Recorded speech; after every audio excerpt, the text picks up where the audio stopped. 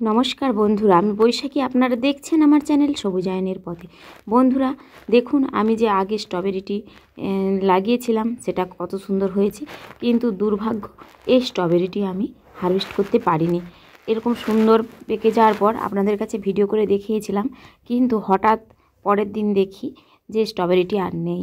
হয়তো ইঁদুরে খেয়ে নিয়েছে, তাই অল্প একটু মন খারাপ হয়েছিল। আবার ভাবলাম মন খারাপ করে বা কী হবে। আর এই যে দুটো স্ট্রবেরি দেখলেন, ওই দুটো স্ট্রবেরি আমি অবশ্যই হারভেস্ট করেছি, সেই ভিডিও আপনাদের সামনে দেখাবো। তবে আজকের ভিডিওটা এই যে নতুন স্ট্রবেরি গাছগুলো লাগিয়েছি, এগুলো কিভাবে লাগালাম সেই ভিডিওটি করব আপনাদের সামনে। এই দেখুন, এই যে দুটো স্ট্রবেরি, এই দুটো আমি হারভেস্ট করেছি। দেখুন, প্রথমে আমি নিয়ে নিয়েছি টবে আমি ফুটো করে ড্রেনেজ সিস্টেমের জন্য ওই দুটো টালির টুকরো দিয়ে দিয়েছি। এবার ওর ওপরে দিয়েছি কিছু ঘাস পাতা।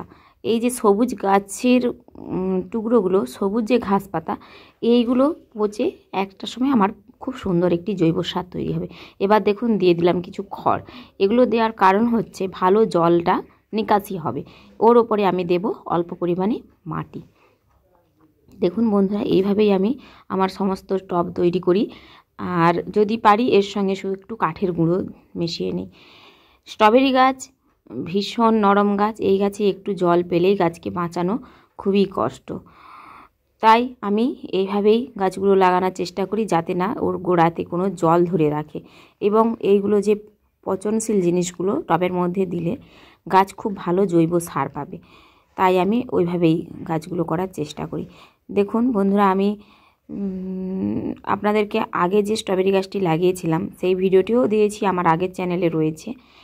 আর এখনও আবার দিলাম।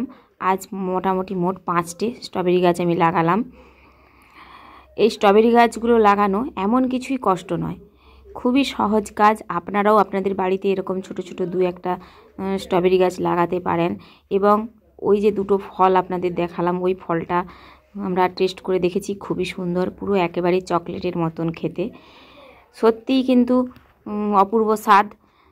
আমার ছেলে তো খেয়ে বলছে, মা চকলেট তো অনেক খেয়েছি, এটা সত্যিই পুরো যেন চকলেট মনে হচ্ছে।